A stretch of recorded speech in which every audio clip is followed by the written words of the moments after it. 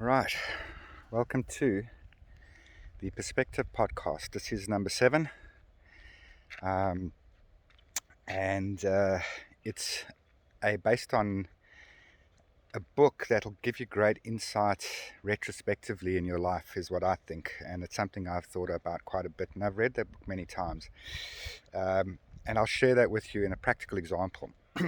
But the book's basically called The Top 5 Regrets of the Dying. It's written by an Australian author. Her name is Bronnie Ware, and she was a palliative nurse that basically spent a lot of her work with people in their last days.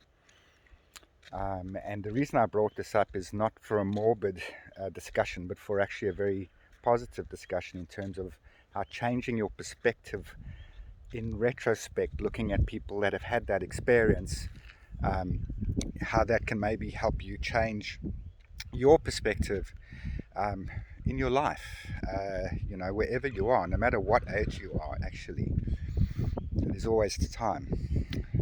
So the thing she discovered is that many of the people that she was with, when you're on your deathbed or you're on your last throes of living, it's probably the time when you're going to be most honest and authentic with yourself, because really there's nothing left to lose, and you don't really how can I say, you don't really have time to wonder or worry about other people really as such, or what other people's perceptions of your perceptions will be. I know it's a bit complicated way to say it, but in essence you speak the truth, I think, mostly at that point. Not, and I think that would be common, and for her it was. And so what she discovered was that there were 5 common things that came up in her discussions with these people. And so I'll share them with you and the quick stories that go with them, and then I'll talk to you about the practical example and why I so much like this idea. It'll bring awareness into your life and maybe some perspective. So the first one is living to the expectations of others. This one many of us know, and it's common. And the story that goes like this is that with this older lady that had lived with this man for 50 years, married to him, and he was a bit of a tyrant.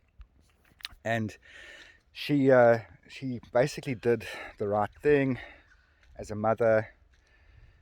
She was honorable to her marriage, and she basically just lived to that expectation, if you will.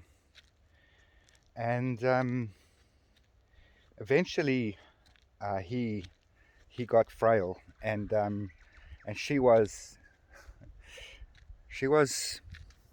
thought it's a chance for her, a second chance in life. And as the story goes, unfortunately she fell ill too, and so she never got a chance to live her life to her own expectations, because she just towed the line. She never gave herself that chance, and when she did, it was too late. So that's the first thing, and I think that one is one that many of us can identify with. The second one was working too hard. This is probably more of a older school type of thing, but one of the men that she nursed was a hard-working corporate kind of guy, and he really imbued himself in his career, so much so that it came at the expense of time that he could have spent pursuing other things like his family, his hobbies, those sorts of things. And so there was that regret there, and I think that's also a pretty common one. It's quite easy to get so engaged in one thing, whether it be your work or whatever, that you lose track and sight of other things and lack that balance, and it comes at a cost ultimately. The third one is courage to express your feelings.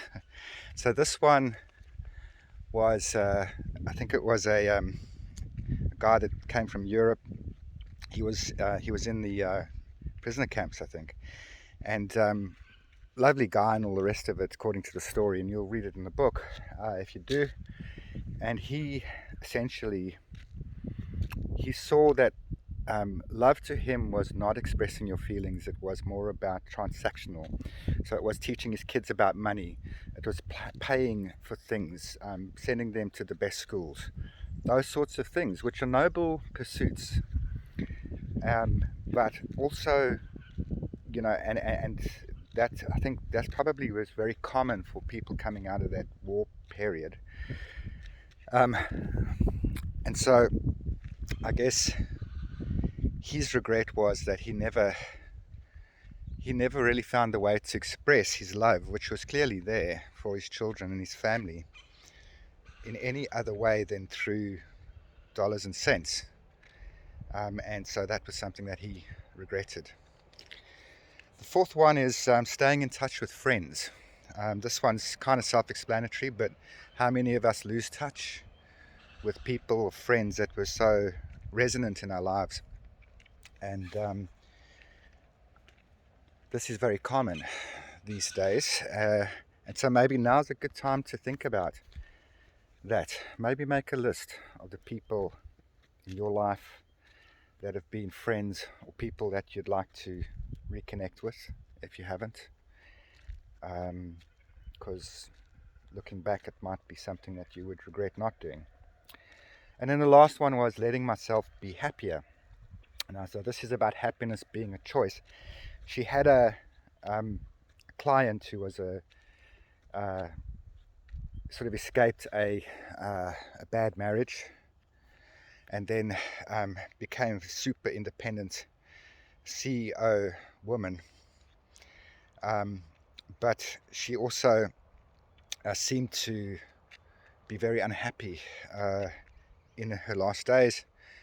And part of that was to do with the fact that she couldn't understand how Bronnie was happy, and asked her that question because she was generally quite scathing towards her and sort of bossy and stuff. And the response essentially is that happiness is a choice.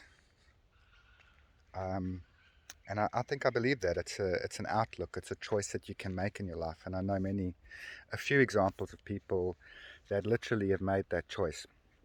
So also, once again, it's an opportunity to think about that. It's outlook. So the practical example, so I think I've given some of it away, but the practical example really that I think about when I think about this book is take those 5 regrets, write them on a sticky note or a piece of paper and put them up on the wall somewhere. You can put them in short form and I'll do that for you.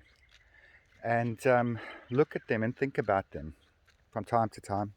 Whenever you walk past, you might look at one and go, well, I remember that. What that will do is it'll bring time back closer to you, because we're all on that ultimate journey anyway. And it'll give you the perspective of hindsight from people that have been there. And by being aware of that, you can then start to have choices, take actions and thoughts that reduce, I wouldn't say reduce, because that's part of life, you will have regrets, no doubt, but kind of looking at life just slightly differently and imagining that you can learn from that. And from that perspective today, you don't have to wait. So hopefully that's something that will help you.